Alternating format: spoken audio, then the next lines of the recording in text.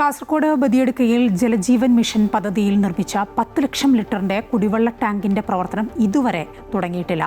Water അതോറിറ്റിയുടെ തികഞ്ഞ അനാസ്ഥയാണ് ഇതിന് പിറകിൽ. 2024 ഡിസംബറിൽ പൂർത്തീകരിച്ച കുടിവെള്ള പദ്ധതിയിൽ നിന്നാണ് നാളിതുവരെയായിട്ടും ജലവിതരണം നടക്കാത്തത്.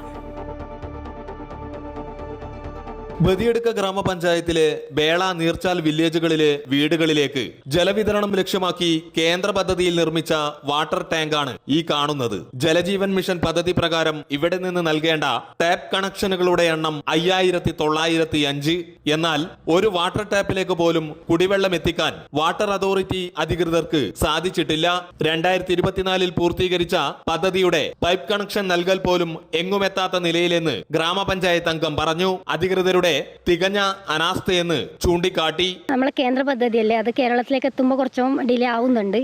അതിനായ വലിയ സഹകരണം നമ്മൾ കേരളത്തിൽ നിന്ന് കിട്ടാത്തത് കൊണ്ടാണ് ഇത്ര ഡിലേ ആയിട്ടുള്ളത്. ഒരു 1500 കുടുംബങ്ങൾ ഈ വെള്ളത്തിൻ്റെ ഉപയോഗം ആവശ്യമുള്ളവരാണ്. അതുകൊണ്ട് എത്രയും പെട്ടെന്ന് ഈ പദ്ധതി ഒന്ന് സ്പീഡ് ചെയ്ത് നമുക്ക് നമ്മളെ ഈ ജനങ്ങൾക്കുള്ള വെള്ളത്തിൻ്റെ ആവശ്യത്തിന് എത്തിക്കാൻ വേണ്ടിയിട്ട് നമ്മൾ ശ്രമിക്കുന്നുണ്ട്. കോടികൾ ചിലവഴിച്ച് നിർമ്മിച്ച വാട്ടർ ടാങ്കും പരിസരവും കാട് മൂടിക്കൊണ്ടിരിക്കുകയാണ്. പഴയ വാട്ടർ ടാങ്കിൽ നിന്ന് 3 ദിവസം കൂടുമ്പോൾ 1 മണിക്കൂർ നേരം വെള്ളം ലഭിക്കും. ജലജീവൻ പദ്ധതിയിൽ വാട്ടർ ടാപ്പ് സ്ഥാപിക്കുമ്പോൾ 6 മാസത്തിനകം ജലവിതരണം ആരംഭിക്കുമെന്നാണ് വാട്ടർ അതോറിറ്റി നൽകിയ ഉറപ്പ്. നിർമ്മിച്ചിട്ട് 2-3 വർഷത്തോളം ആയിക്കൊണ്ട് വന്നു. വെള്ളം കിട്ടുന്നില്ല, ഇപ്പോൾ സപ്ലൈ ഒന്നും ആക്കാൻ തുടങ്ങിയിട്ടാ.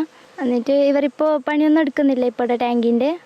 എന്നിട്ട് ഇപ്പോൾ ഇങ്ങോട്ടേക്ക് ഇടയ്ക്കിടയ്ക്ക് ആൾക്കാർ വരുന്നുണ്ട്, പക്ഷേ പണിയൊന്നും എടുക്കുന്നില്ല. വാട്ടർ ടാങ്ക് സ്ഥാപിച്ച് 3 വർഷത്തോളമായിട്ടും ജലവിതരണം നടത്താത്തതിനെതിരെ പ്രതിഷേധങ്ങൾ ശക്തമാവുകയാണ്. 1500-ൽ പരം കുടുംബങ്ങൾക്ക് ആശ്വാസമേകേണ്ട പദ്ധതിയാണ് ജലവിതരണമില്ലാതെ മുടങ്ങിക്കിടക്കുന്നത്. അമൃത ന്യൂസ്, കാസർഗോഡ്.